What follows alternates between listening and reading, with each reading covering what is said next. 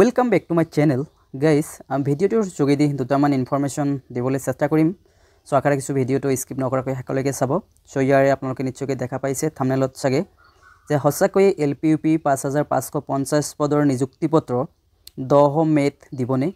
So বহুতে social মিডিয়াত তেনেকুৱা কমেন্ট কৰিছে দেখিবলৈ পাইছো বা বহুতে আস্ক কৰি আছে এলপিইউপি যি 5550 পদৰ নিযুক্তি পত্ৰ আজিকালি সিএম স্যাৰ আৰু সোশ্যাল মিডিয়াত নকোৱা হল যেন লাগিছে। সো এনেকুৱা এটা মনত ডাউট যে হসাই এলপিইউপি 5550 পদৰ নিযুক্তি পত্ৰ 10 মেত দিবনে। সো মই ভিডিওটোৰ যোগেদি ক'বলৈ চেষ্টা কৰিম আনহাতে এক্সাক্টলি নথিপত্ৰ পৰীক্ষণ ডেট কেতিয়া। সো ফ্ৰেণ্ডসকল ইয়াৰ প্ৰথমটো মই কৈছো যে এলপিইউপি যি 5550 পদৰ নিযুক্তি পত্ৰ 10 মেত দিয়া কথা। সো ইয়াত আসলতে আপোনালোকে কোনো বিভ্ৰান্তি হ'ব নালাগে যে 10 মেত নিদিব বুলি। সো আপোনালোকে কনফিউজিং ৰাখিব নালাগে। সো ডেফিনেটলি আপোনালোকে 10 মেত এলপিইউপি যি 5550 পদৰ নিযুক্তি পত্ৰ আছে নিশ্চয়কৈ পাবলৈ সক্ষম হ'ব। সো ইয়াত কোনো ধৰণৰ সন্দেহ কৰিব লগা নাই। হয়তো ইয়াতে কিছুমানে প্ৰশ্ন এটা কৰিব পাৰে যে আজিকালি আৰু সোশ্যাল মিডিয়াত সিএম স্যাৰে নকোৱা যেন লাগিছে 10 মেত নিযুক্তি দিব। একচুয়ালি সদায় এটা কথা কৈ থাকিব নালাগে। সো আসলতে জনাই দিছে আগতে আৰু বাৰবাৰ এইখিনি কথাকে পুনৰাই মানে কোৱা বা ক'ব যে লাগিব এইখিনিও নহয়। সো আপোনালোকে নিশ্চয়কৈ কোনো কনফিউজিং নাৰাখিব মনত 10 মেত আপোনালোকে নিযুক্তি পত্ৰ পাবলৈ সক্ষম হ'ব।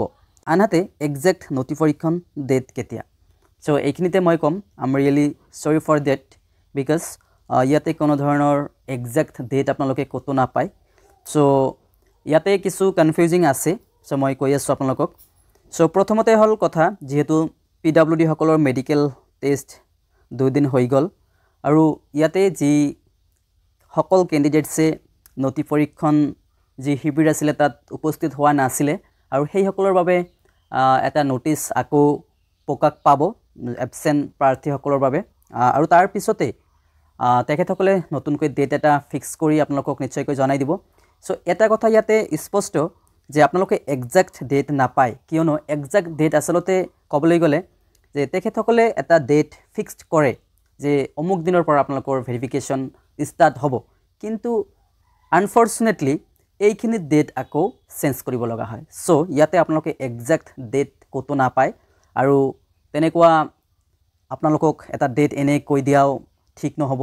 সো আপোনালোকে অলপ মনত কি ৰাখক ধৈৰ্য ৰাখক যেহেতু বহুত দিন আপোনালোকে ওয়েট কৰিছে চাগে আৰু বেছি দিন ওয়েট কৰিব লগা নাই। এটা কথা স্পষ্ট যে যি 10 মে আহি আছে 2025 বৰ্ষৰ সো খুব কম দিন লেফট হৈ আছে আৰু সেই 10 মেত নিযুক্তি হোৱাকে কামখিনি চলি আছে বুলি আমি জানিব পাৰিছো।